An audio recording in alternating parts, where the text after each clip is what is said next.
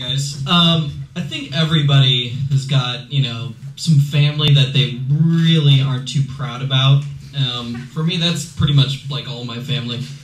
But just to kind of give you an idea, just for one point, my Uncle Steve, like everybody's got that kind of ne'er-do-well uncle. Mine was a discharged Navy SEAL that had a love affair with Colombian White. So, I'm 15 years old, and, well, actually, hang on. In direct juxtaposition to my Uncle Steve is my mom's best friend, Harry. My parents had divorced when I was very young, and Harry was there to take care of everybody. Like, sweetest, nicest guy, Harry Heimowitz, as you would infer from the name, very Jewish. Sweetest little Jewish guy that, like, just to give you, like, share the image of him that I have in my mind's eye, just take Ned Flanders from The Simpsons. Everybody's seen The Simpsons. Replace all instances of Christianity with Judaism, and you got Harry. Like, Harry wore sweaters and jeans and tennis shoes. He was even left-handed. Kind of a little nasally, too. Awesome guy. And I had tons of memories with Harry, who is not my family at all by blood, but, you know, he was, for all intents and purposes, my father from age 5 to 15. So, bring it back to 15. My mom had planned a awesome barbecue for Harry's birthday, and Harry loves my mom's potato salad. If you could get a goy to make potato salad that excites a Jewish man, let's get fucking potato salad. So, who shows up at my mom's doorstep not, 3 days before Harry's barbecue? Steve. Steve had gotten punched in the face by his girlfriend and chipped his tooth because he was being a twat. So, out of convenience, he came up to his older sister's house to, like, crash so he could get some dental work done in TJ.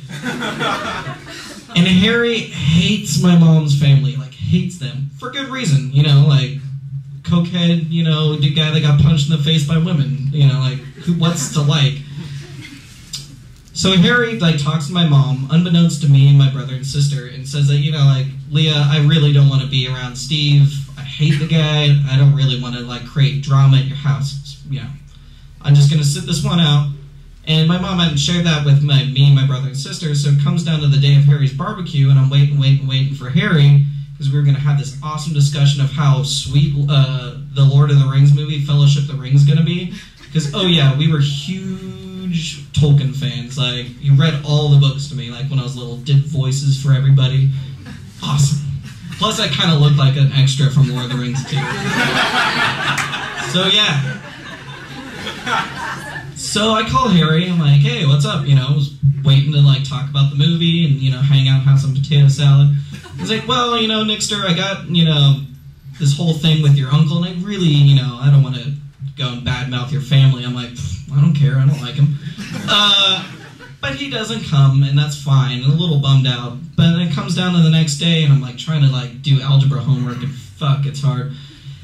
Especially when Harry's not there to help you, because he's a big nerd. And I'm sitting there, and my mom's like, well, Harry had to, he'd been admitted to the hospital, and they're doing biopsies on him. He's not feeling too well. I'm like, oh, kind of scary, but okay. So, day goes by, and my mom says, Harry'd been admitted to the ICU, and the biopsy had turned up for a necrotic reaction in his pancreas.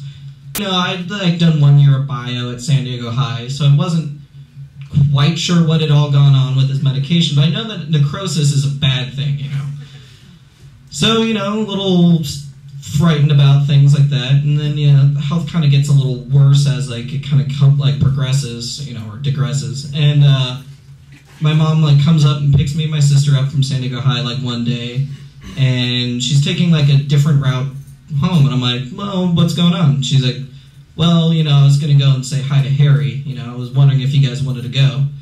And I was a pretty bright 15-year-old, and I realized that hi really meant bye. And I don't know, I'd wrestled with my thoughts, and I, came to the conclusion that although Harry's my hero, and I think he could kick out of Clark Kent, I'd feel crushed if I didn't get a chance to say bye to my hero. So, steeled myself, walked into his room in the ICU, and I was not ready for what I saw. Like, you know, there on his bed, and, you know, my father for the last 10 years is laying with tubes in his throat and EKGs punctuating, like, you know, the moments of silence.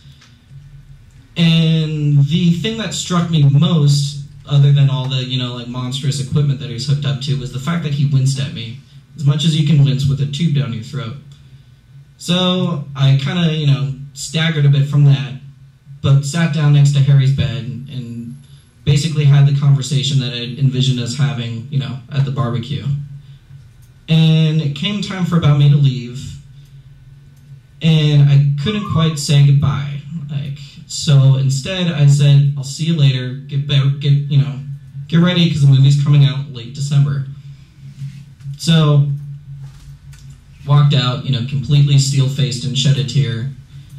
And about a week later, you know, Harry had been put into a medically induced coma because the pain was too much.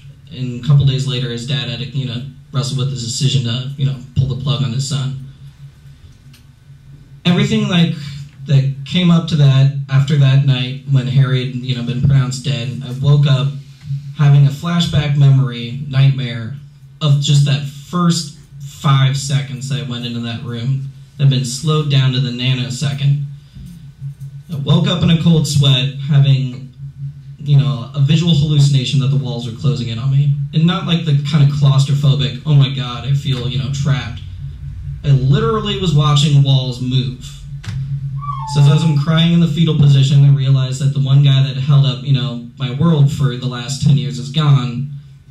And it came down to the fact that I realized that it seemed like a good idea at the time to put the emphasis on your family and what you thought was an obligation, as opposed to spend time with those you love.